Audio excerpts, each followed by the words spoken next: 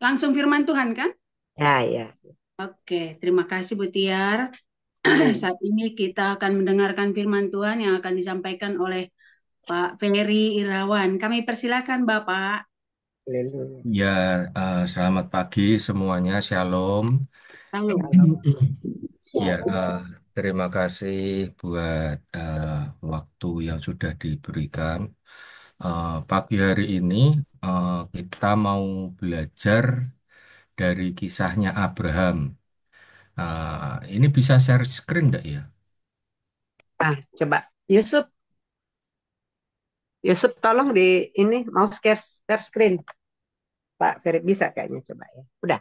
Ya. Oke, udah Pak Ferry udah keluar. Sebentar, sebentar. Ya, Yang sebentar. Kejadian 15 ayat 1 sampai 4 Iya, iya. Ya, udah muncul. Haleluya. Ini kebesar. Ya, jadi judulnya hari ini kita bacanya kisah Abraham, tapi belajar dari Eliezer. Nah, mari kita baca sama-sama ya, Kejadian 15 ayat 1 sampai 4. Kemudian datanglah firman Tuhan kepada Abram dalam suatu penglihatan. Janganlah takut Abram, akulah perisaimu, upahmu sangat besar.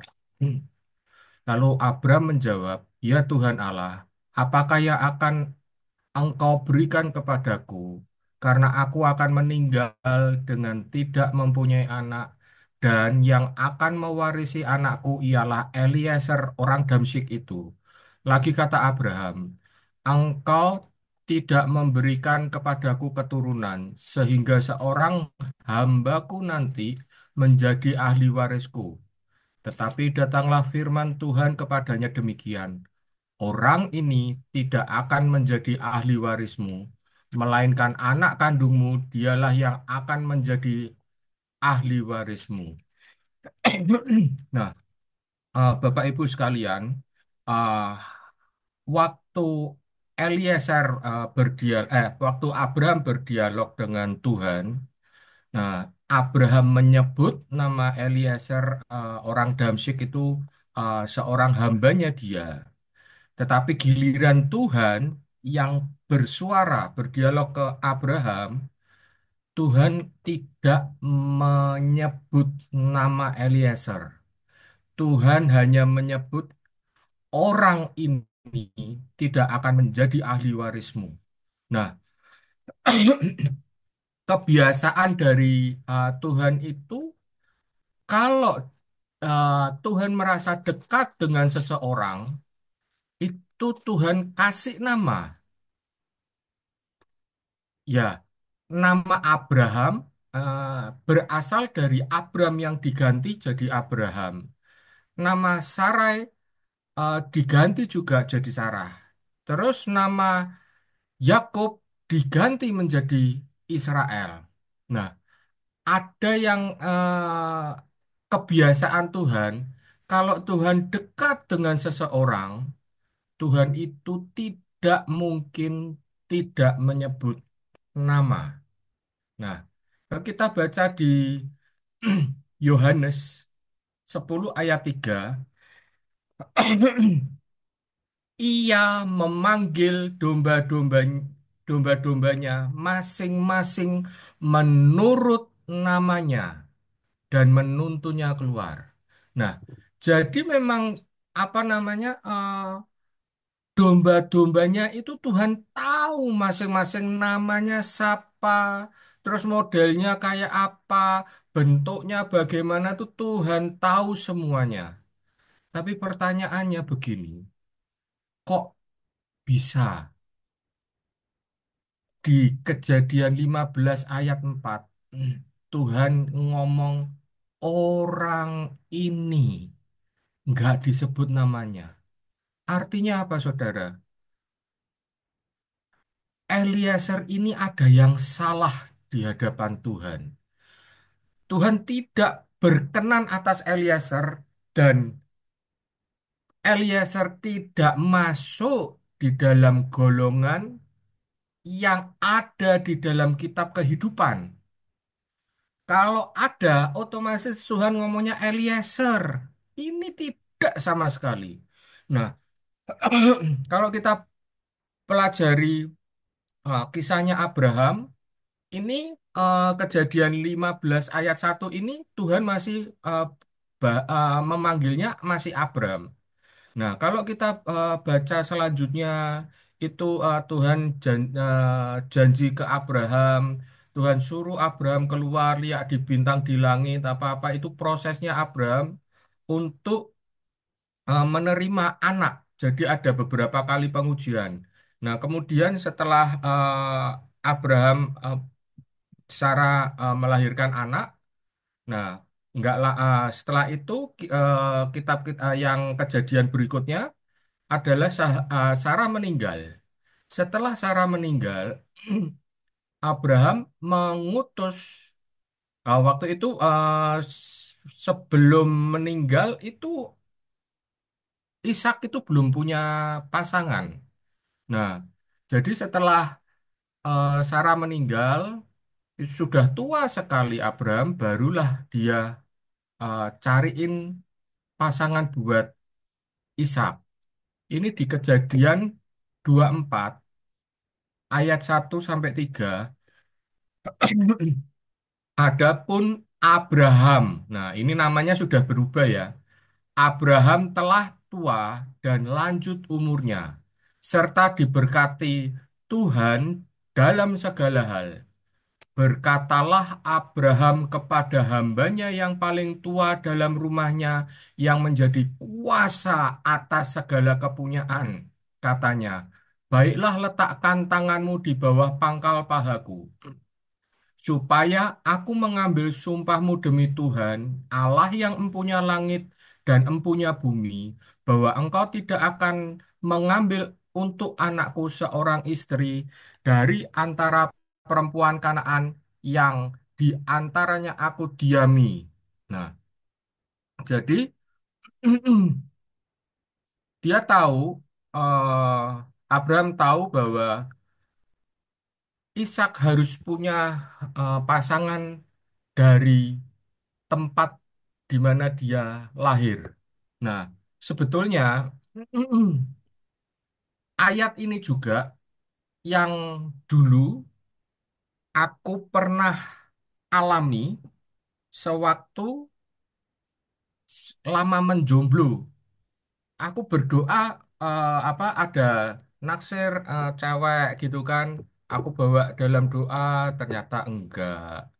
Nah, sampai di titik tertentu tuh karena kelamaan jomblo tuh kalau lihat dekat sama cewek Tuhan bilang enggak, yang ini enggak, yang itu enggak. Lah terus yang mana? Kan kan capek gitu kan, buang waktu gitu kan. Nah, akhirnya aku juga berdoa, Tuhan, Adam sama Hawa, sorry, Adam sama Hawa, Tuhan itu memberikan Hawa ke Adam. Adam itu ndak tolah-toleh, wong ya ndak ada yang lain. Nah, jadi aku berdoanya, firman-Mu berkata Tuhan, bahwa Engkau yang mengirimkan Hawa, Adam itu ndak ngambil. Terus ternyata juga aku lihat bahwa eh, Abraham pun juga sama melakukan hal yang sama untuk Ishak. Nah, yang diutus Eliezer balik ke kota asalnya Abraham. Nah, dari situ aku ngeh, wah, ini jangan-jangan pasangan yang Tuhan sediakan ke aku ini orang Semarang nih. Nah, jadi dari situ mulailah seleksi. Yang bukan orang Semarang dicoret semua. Ya, seperti itulah kira-kira yang aku alami. Jadi Abraham ini mengirim mengirim Eliezer. Ini di sini tidak ditulis Eliezer, tapi yang pasti ini hambanya yang paling dipercaya yang menjadi kuasa atas segala kepunyaannya. Ini orang ya betul-betul orang lama, orang kepercayaan. Nah, Eliezer ini orang Damsyik. Tertulisnya di Kejadian 15 itu seperti itu. Nah, kalau kita pelajari bahwa ada terjemahan eh, versi yang lain, terjemahan Septuaginta. Nah, sebetulnya kata sek artinya anak dari Masek. Nah, Masek ini budaknya Abraham, jadinya anaknya Masek si Eliezer. Jadi itu betul-betul orang dekatnya Abraham. Jadi kenapa kok sampai Abraham ngomong ke Tuhan, Abraham berpikir bahwa nek aku ndak punya keturunan, ya Eliezer ini. Tapi ternyata Tuhan bicaranya maunya yang lain. Nah, di Kejadian 24 ini saya tulisnya di sini sampai ayat 3. Nah, tapi itu kalau yang apa namanya kita baca yang panjangnya itu intinya adalah yang menarik itu di ayat 7. 6, 6, 6 dan 7. Tetapi Abraham berkata kepada Eliezer, "Awas, jangan kau bawa anakku itu kembali ke sana. Tuhan Allah yang empunya langit yang telah memanggil aku dari rumah ayahku serta dari negeri sanak saudaraku dan yang telah berfirman kepadaku serta yang bersumpah kepadaku demikian kepada keturunanmu lah akan kuberikan negeri ini. Dialah juga yang akan mengutus malaikatnya berjalan di depanmu sehingga engkau dapat mengambil seorang istri dari sana untuk anakku. Tetapi jika perempuan itu tidak mau mengikuti engkau, maka lepaslah engkau dari sumpahmu itu kepadaku. Hanya saja janganlah anakku itu kau bawa kembali ke sana." Nah, seperti itu Bapak Ibu, bahwa akhirnya singkat ceritanya si Eliezer menempuh perjalanan ke Urkasdim, balik lagi ke sana. Nah, di Kejadian 24 ayat 12, setelah Eliezer itu sampai di tujuan, terus Eliezer tuh berdoa begini, "Ya Tuhan Allahku, ya Tuhan Allah Tuanku Abraham, buatlah kiranya tercapai tujuanku pada hari ini. Tunjukkanlah kasih setiamu kepada Tuanku Abraham." Nah, dari doanya Eliezer ini, kita bisa baca bahwa Tuhan Allah Tuanku Abraham. Jadi artinya apa, Bapak Ibu?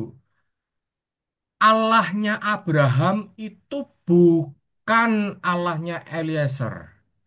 Jadi sepanjang hidupnya Eliezer yang sudah menempel, sudah sangat dekat dengan Abraham, otomatis Eliezer tahu perjalanan Abraham dari nol bersama Tuhan.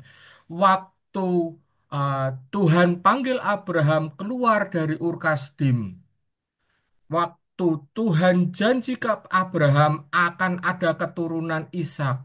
Semuanya itu tuh si Eliezer tuh lihat dengan sangat jelas. Ini saksi hidup. Kan kalau kalau di suatu kasus gitu ya, eh, antara saksi yang dengar dari kata orang sama saksi yang langsung lihat dengan mata kepala sendiri, itu bobotnya di persidangan itu berbeda. Nah, ini Eliezer adalah orang yang betul-betul melihat bahwa dia saksi hidup antara Abraham dengan Tuhan. Semua kisahnya dia mengikuti dengan persis. Tapi ternyata apa yang terjadi? Allahnya Abraham itu tidak bisa dia terima sebagai Tuhan dan Allahnya Eliezer. Nah, mari kita bandingkan dengan orang lain, orang Moab. Kalau tadi Eliezer itu kan orang Damsyik itu Damaskus, orang Syria. Nah, kita bandingkan dengan satu tokoh lagi, itu namanya Ruth. Jadi Ruth ini orang Moab. Naomi dan suaminya berangkat ke Moab beserta dua anaknya. Dua anaknya menikah dengan Orpa dan Ruth. Dan ternyata di suatu titik suaminya meninggal dan kedua anaknya juga meninggal. Jadi di dalam satu rumah, di dalam satu keluarga ini berkumpullah tiga orang janda. Nah, janda Naomi, janda Oprah, dan Ruth. Nah, setelah itu si Naomi ini karena dia sudah tidak punya anak, sudah tidak punya siapa-siapa lagi, Naomi menyuruh kedua menantunya, sudah baliklah kalian ke bangsamu, soalnya aku sudah tidak punya anak lagi. Nah, tapi kalau yang satunya dengan menangis-nangis, mungkin karena Naomi itu orangnya baik, nangis-nangis dipeluk, tapi akhirnya pergi. Sedangkan Ruth, si Ruth ini berkata, janganlah desak aku meninggalkan engkau dan pulang dengan tidak mengikuti engkau. Sebab kemana engkau pergi, ke situlah juga aku pergi. Dan di mana engkau bermalam, di situ jugalah aku bermalam. Dan yang luar biasanya adalah yang ini. Bangsamulah bangsaku, dan Allahmulah Allahku. Jadi ada suatu kondisi antara Eliezer dan Ruth yang sama-sama orang asing yang sama-sama melihat perjalanan Abraham dan perjalanan Naomi, tapi mereka berdua ini beda respon. Nah, si Ruth ini melihat Naomi itu dari punya sesuatu sampai Naomi ini nggak punya apa-apa. Kalau kita baca di kisah di kitab Rut yang berikutnya, eh mana ini ya? Waktu Naomi dan Ruth pulang itu di ayat 20. Jangan sebutkan aku Naomi, sebutkanlah aku Mara, sebab yang Maha Kuasa telah melakukan banyak yang pahit kepadaku. Ayat 21-nya, dengan tangan yang penuh aku pergi, tetapi dengan tangan yang kosong Tuhan memulangkan aku. Nah, sangat berbeda dengan kondisi Abraham. Abraham semakin lama semakin naik. Sedangkan Naomi dari yang punya sesuatu pulang dengan tangan kosong. Itu pulangnya ke Bethlehem ya. Bethlehem rumah roti. Nah, tapi satu hal, ah, Ruth ini bisa berpikir bahwa lo ini mertuaku ini kok dengan kondisi yang begini ini, kok dia masih bisa percaya, masih bisa menyembah Allah Yahweh yang hidup. Beda ya dengan Eliezer yang melihat dengan mata kepala sendiri, tapi kok ya nggak bisa ngeh gitu loh. Nah, itu tadi yang baru saya bahas itu satu dari kesalahan Eliezer. Mari lihat yang keduanya. Di ayat 3 ada tertulis begini, bahwa engkau tidak akan mengambil untuk anakku seorang istri dari antara perempuan Kanaan yang di antaranya aku diam. Posisinya ini sudah di tanah Kanaan. Abraham ini posisinya ngomong bahwa aku ini diam di sini, kamu jangan cari perempuan Kanaan di area sini. Balik oh. Nah, Tetapi pada saat Eliezer di tempat si Ribka, Eliezer berkata, Tuanku itu telah mengambil sumpahku, engkau tidak akan mengambil untuk anakku seorang istri dari antara perempuan Kanaan yang negerinya kudiami ini. Bisa nangkep Bapak Ibu bahwa ini agak-agak beda-beda tipis. Abraham bilang, aku diam di sini, jangan ngambil perempuan dari sini. Tapi Eliezer berkata, yang negerinya yang negerinya ku diami. Jadi negerinya ini negerinya siapa? Negerinya perempuan-perempuan Kanaan. Jadi satu sisi Abraham berkata sesuai dengan janji Tuhan bahwa Abraham memiliki tanah Kanaan. Ini Abraham berkata-kata-kata iman, sedangkan Eliezer berkata-kata dengan faktanya seperti apa. Nah, dari tanah yang ada di tanah Kanaan itu, Abraham saat itu cuma punya satu tanah tok yang dia beli dari suku Het. Itu tanah kuburan buat Sarah. Itu tok yang masih Abraham punya. Tapi betul-betul Abraham itu melihat jauh ke depan dan dia punya iman yang teguh dari perjalanannya waktu dia namanya masih Abram, waktu dia dapat janji Tuhan akan punya keturunan anak kandung laki-laki sendiri.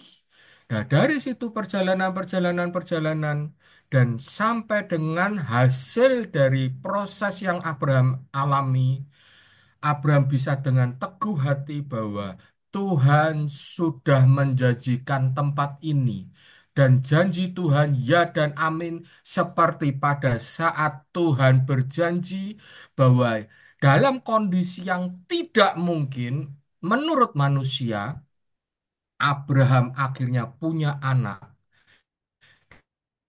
dan dia bisa memegang teguh perkataan Tuhan ini sampai betul-betul dia tidak tergoncangkan dengan situasi apapun. Tapi apa yang terjadi dengan Eliezer? Dia selalu melihatnya fakta, fakta, dan fakta.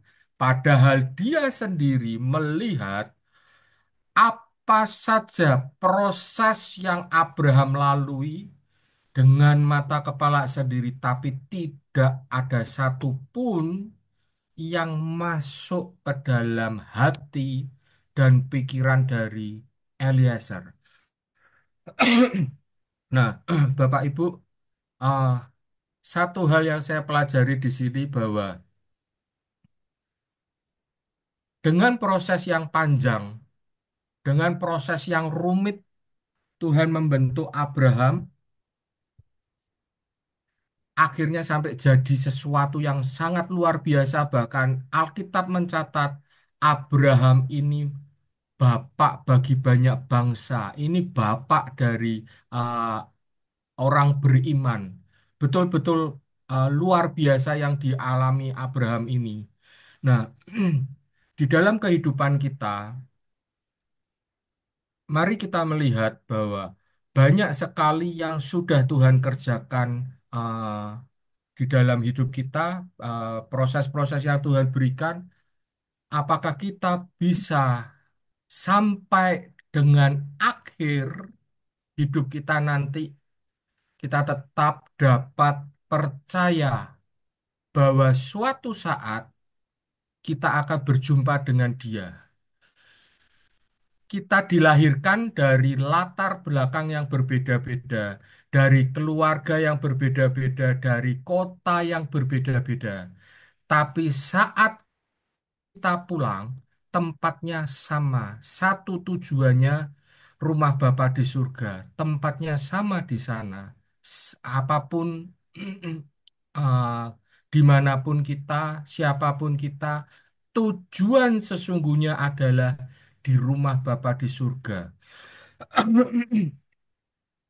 Saya ini pernah dengar ya bahwa hamba Tuhan orang Robert di masa tuanya itu sewaktu dia mau meninggal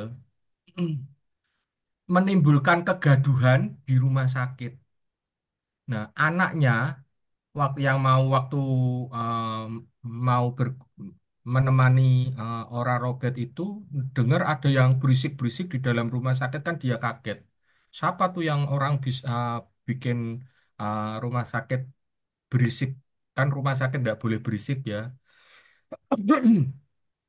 Ternyata eh, bapaknya sendiri yang bikin berisik. Dia nyanyi keras-keras nyembah Tuhan. Setelah ditanya, Papa ini kok berisik amat, kok malah nyembah Tuhan gini. Nah, ini katanya dokter, usiaku sudah sangat sedikit. Ya, kalau bisa melewati hari ini sudah syukur. Nah, jadi dia mempersiapkan hari kepulangannya dia ke surga dengan tetap memuji dan menyembah Tuhan. Sungguh luar biasa. Apa namanya, sekalipun kondisinya tidak baik, dia tetap bersuara, dia tetap menyembah Tuhan. Nah, saya sangat kagum dengan beliau ini masih bisa seperti itu gitu loh. Nah, terus ada satu lagi juga kisah yang orangnya yang ibu ini saya kenal di Surabaya, juga salah satu dari tokoh gereja di Surabaya. Suaminya itu pernah menjadi eh, orang Bamak lah, ketua Bamak. Nah, ibu ini pernah cerita bahwa di saat suaminya itu meninggal di rumah duka gitu kan. Orang biasa kalau di rumah duka itu kan lagunya sedih-sedih gitu. Cuma di tempat dia aja yang lagunya lagu praise worship. Sampai orang-orang bingung kok lagunya beda sendiri kan menarik perhatian banyak orang kok lagunya beda sendiri. Iya, karena saya tahu suamiku pulang ke rumah Bapa di surga. Nah, iman yang seperti inilah yang Tuhan cari, yang Tuhan lihat. Nah, Kitab Wahyu 3 ayat 5. Barang siapa menang, ia akan dikenakan kain putih yang demikian. Aku tidak akan menghapus namanya dari kitab kehidupan, melainkan aku akan mengaku namanya di hadapan Bapakku dan di hadapan para malaikatnya. Ada verifikasi dari Tuhan Yesus bahwa setiap kita yang sampai di garis akhir, setiap kita yang sampai memenangkan pertandingan sampai garis akhir pulang ke rumah Bapa, Tuhan Yesus sendiri yang ngomong, ini hambaku yang setia di hadapan Bapa di surga dan di hadapan para malaikatnya. Ini sungguh luar biasa Bapak Ibu, apa namanya? eh Tuhan sendiri yang mengantarkan kita di hadapan Bapa di surga. Dan kalau kita baca di kisah Rasul berapa itu ya, waktu Stefanus dirajam batu terus meninggal, itu ada tertulis bahwa Tuhan berdiri di tata untuk menyambut Stefanus. Bayangkan, kalau gini, kalau dalam suatu acara ada standing applause, berarti orang yang diberikan standing applause dari orang lain itu betul-betul orang yang spesial. Dan ternyata apa? Stefanus mendapatkan standing applause dari Tuhan Yesus. Ini sangat luar biasa. Kelihatannya di mata manusia ini mati, tapi di mata Tuhan bahwa ini hambaku yang setia dan Tuhan yang akan bawa masuk sendiri ke hadapan Bapa dan di hadapan malaikatnya. Nah, dari kisah ini, mari kita semuanya belajar bahwa kita harus tetap setia sampai garis akhir. Terima kasih Tuhan, hamba-Mu sudah selesai berkata, dan biarlah Engkau kiranya yang melanjutkan, dan kuasa Roh Kudus-Mu yang melembutkan dan memberikan kekuatan ilahi kepada masing-masing anggota dari Power of Love. Tuhan, biarlah Tuhan yang tetap menyertai kami sampai dengan kesudahan hidup kami. Dan biarlah kami menerima kasih karunia-Mu ya Tuhan. Engkau yang memampukan kami untuk dapat menggenapi semua rancangan-Mu di dalam hidup kami. Di dalam nama Yesus, kami mengucap syukur. Amin.